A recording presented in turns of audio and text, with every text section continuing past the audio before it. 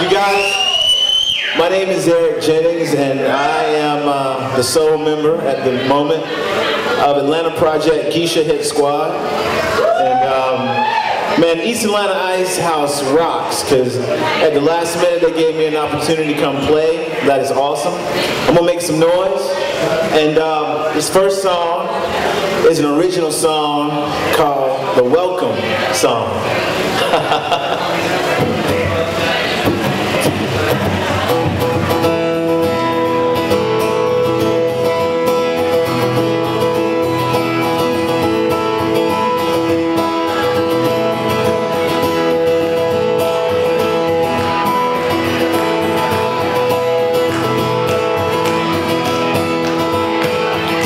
There won't be no ticker tape parade, 'cause they're not coming back.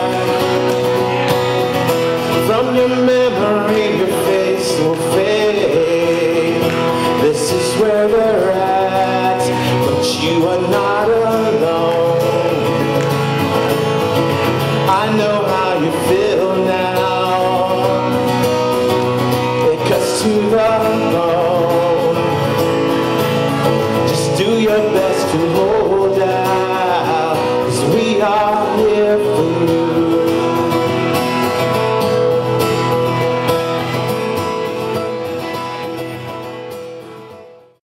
So explain to me the concept behind Geisha Hit Squad. The concept behind Geisha Hit Squad is, up until this point I've been in a lot of bands, and I've had to rely on other people. And that's not a bad thing, but I wanted to put myself in a position where I can make music and not have to do that. It's a project. Like right now I'm working on some music, and that will eventually become a drummer, a bass player. I don't know who these people are going to be, but I'm not stuck not being able to create as a result of being in a band. So I decided to do something different. So on your MySpace, you listed that your mom would play some Marvin Gaye for you. What else was playing in the household growing up? Growing up as a kid, Marvin Gaye, Diana Ross, James Brown, staple singers, just awesome music of the times. And then in 10th grade, Ted Whitehurst, a fellow classmate of mine, brought Highway to Hell by AC/DC to school, and that just, it was all over then. So it was like a melting pot of stuff. Also with reggae splashed in there too. Peter Tosh. I was just introduced to a lot of different styles and types of music.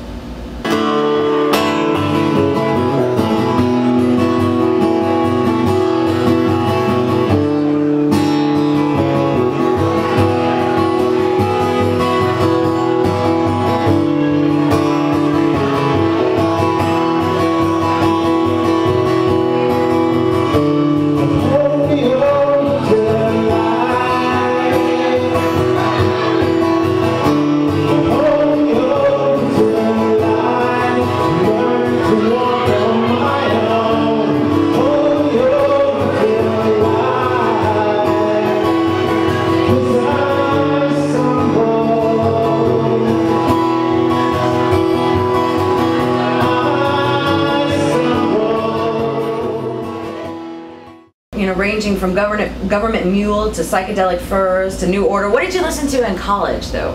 What was The Smiths. The Smiths. R.E.M. Early R.E.M. Good R.E.M. The psychedelic furs. I still think Richard Butler has an incredible voice. Good Lord. Big Country, New Order, U2. College alternative rock, which is what it was called at the time. That was his stuff, yeah. And when did you come across Tom Waits? My friend Amanda is the one who I'd have to credit for that. She, one night in a drunken stupor years and years ago, she put on Rain Dogs, and there's a song called Gun Street Girl, and it blew my mind. She had played some Tom Waits for me before, but that moment it clicked. I was like, this man's a genius. And it's like he stood out. It all stood out. Then it all started to make sense after Gun Street Girl. And then from there I started to pursue him. I didn't know he had that much music out. Why don't you describe a little of your creative process? Yeah, okay. My creative process, I have a muse. And it's been happening lately around 1 to 4 a.m. in the morning. I will be working on song ideas, and all of a sudden she'll show up and she'll bring me, it's like she'll bring me the goods. And it's like something, I don't want to sound really corny, but it's like something takes over. I don't know if you call it the subconscious mind or whatever, but I stopped focusing on if people will like it or whatever. I just let everything go, and out comes these songs. That's and then there are other things too. I have snippets of chord progressions laying around. I have a home recording studio, so I've got fragments and snippets and pieces of stuff that I like, and then I also write a lot of poetry, that's what lyrics are, but you know, poems put to music, and I will cut and paste and put them together, and that works really well sometimes too. And the main thing in my songwriting process is I leave nothing out. I write it all down, I record it, and then I go back and I edit.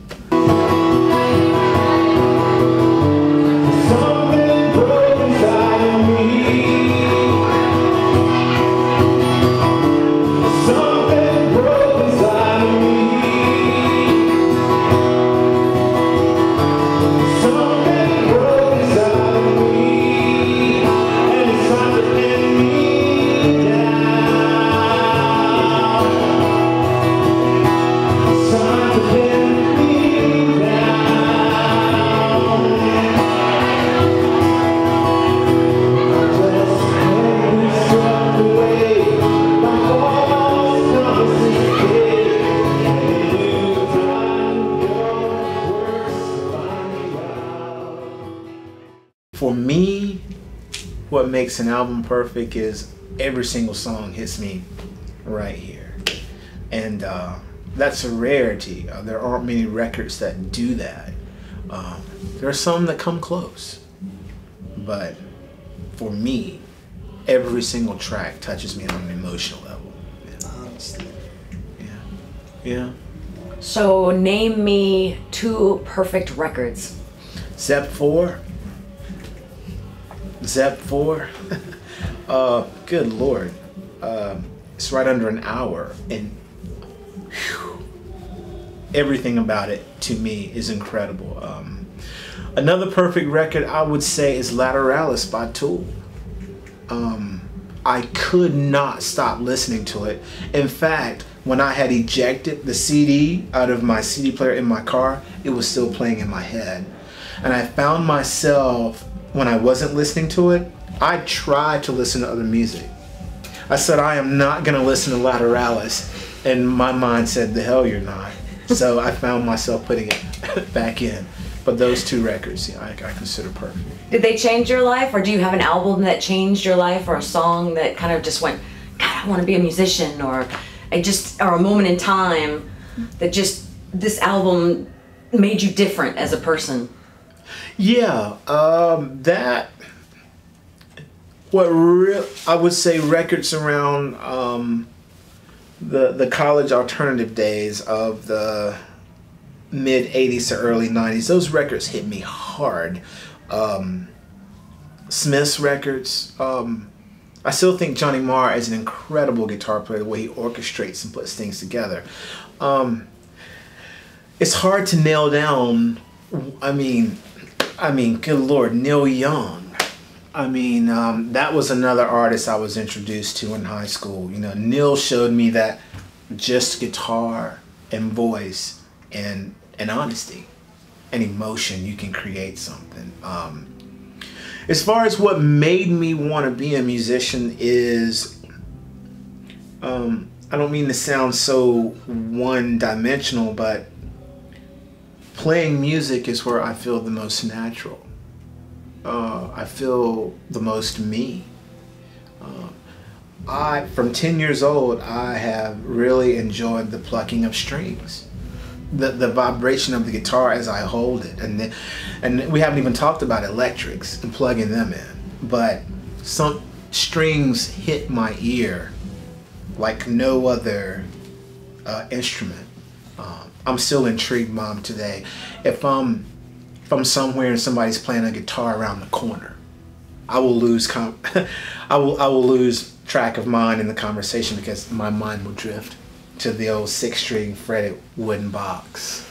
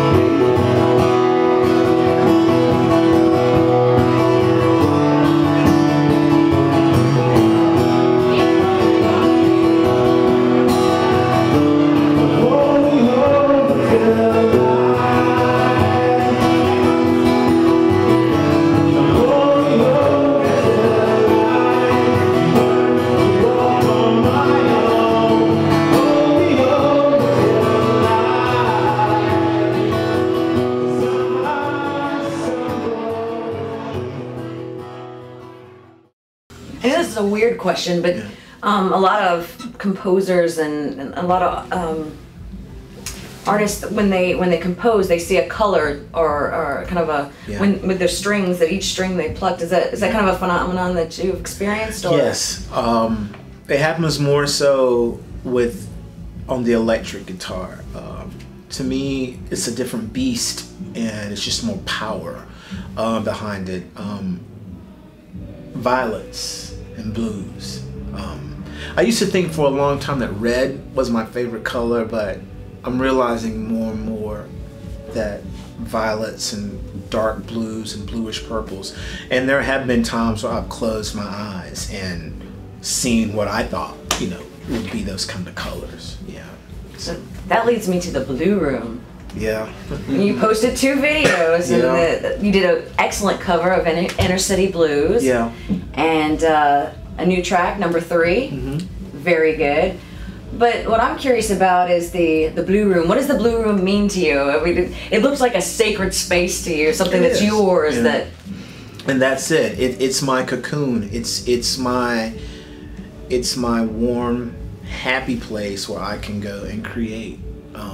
When I close the door to the Blue Room, not that what's going on the other side is a bad thing, but in the Blue Room I can focus and I can concentrate.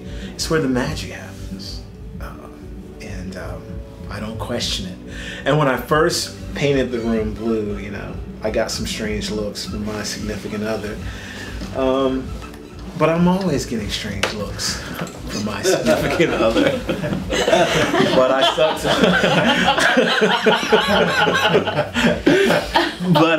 I stuck to my guns, and she likes it, but I love it. It's your world. It's my world. Yeah.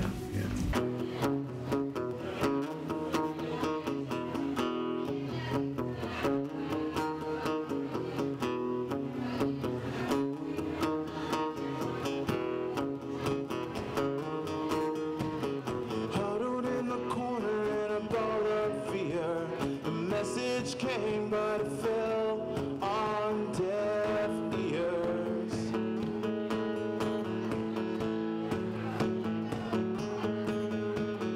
Radar's broken, no signals coming through. Wash your hands in dirty water, wondering why the stains won't come off.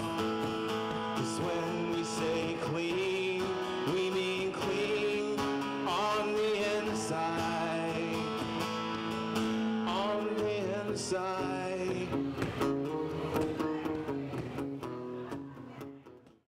let's go into Code Morse. I'm kind of excited about Code Morse because the lyrics are compelling. They're not. I guess the word for today is cerebral. You know, they're just completely intellectual. But you know, washing your hands in dirty wonder and wonder why the stains won't come off. Yeah. This isn't. You know, these are not complicated sentences, but it says so much. Yeah. So tell me more about it. When we say clean, we mean clean on the inside, and he was looking for Jesus instead of his disease. What is this song about to you? I mean, or what was your inspiration, or is it just a collection of thoughts? Or is it a story? Are you telling me a story about a man you saw on the street, or? That song is about wanting to change and can't, and returning to situations over and over that are definitely harmful, but not being able to get away, having the desire, having the willingness, but just not having the faith. I think we all have areas in our life where we're insane and we return to certain things hoping it's going to be different. You know, and the cool part about that song is anyone can listen to it and fill in the blank their personal insanity. And I know that religion and using Jesus, because in the world today, a lot of people turn to religion or some type of spirituality to have the chains broken from the insanity. At one point, one realizes that they can't change on their own. You know, you can have the desire, but something needs to come in and add that extra whatever it takes to make that change process. And even the title of the song, Code Morse, is singing about certain things in code, but leaving it up to the listener. Yeah, washing your hands in dirty water, wondering why the stains won't come off. Because when we say clean, and what I mean by that is, we can dress ourselves up. We can buy pretty things. We can go, oh, look at my big beautiful house, look at my shiny new car. But it's really about, for me, what's on the inside, the morals, the integrity of a person, and until that is worked on, nothing else matters. Now if I could have checked out, I would have checked out sooner, just to give me some relief.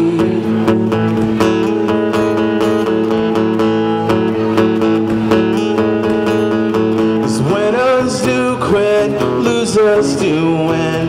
Where's that finish line? This race is run. 'Cause when we say clean, we mean clean on the inside. On the inside. So I know that you listened to Nancy Griffith and then Me Lou, and I was really shocked to be in the Blue Room with you and get to listen to that, and I was really surprised. And so where does that come from, and why do you listen to that? Neil Young, and the very first phase of playing guitar for me, it's kind of like I've gone full circle, because at 10 years old it all started with an acoustic guitar. It didn't start with an electric. The rock and roll came later. But in the beginning, it was Down by the River by Neil Young. I Am a Child by Neil Young. I remember having the Rust Never Sleeps songbook. And The Apple Didn't Fall Too Far from the Tree. I got introduced to Neil, and within that circle was Emmylou. Right. And there's just certain artists that pull me in, whether I want to be pulled or not. But I was like, she's great. I loved everything about her. Her songwriting, I could identify the tone of her voice. Yeah, I mean, because she's not the only one who does that, but you know, she's my country queen. Right. Absolutely. She really is. Yeah. Absolutely. Yeah. All right. Are you currently recording any material? I am. I'm currently recording in the Blue Room at my home recording studio, and hopefully, well, my goal by the end of before the year's out is to have a fully mastered professional recorded CD that would really represent what I'm about. Are you involved in any other projects right now? Not at the moment, but I'm always looking to meet new musicians and collaborate. Stephen Wilson from Porcupine Tree has also inspired me with his work methods, because Porcupine Tree is a project with musicians, but he also is incestuous with other projects too, and I think that's awesome. So, I want to get this in here too. Where can we find you on the web? You can find me at YouTube. I have a YouTube channel under Geisha Hit Squad, and also I have a MySpace page under Geisha Hit Squad. Who's the one person you would give the credit for pursuing your career? My mom. And I know that is so cliche, but it's so true. That's just the bottom line. My mom. Aside from music, what's the most challenging job you've ever had? Or jobs? Yeah. I've had two in particular. Years ago, I got a chance to go to Alaska and butcher Alaskan king crab.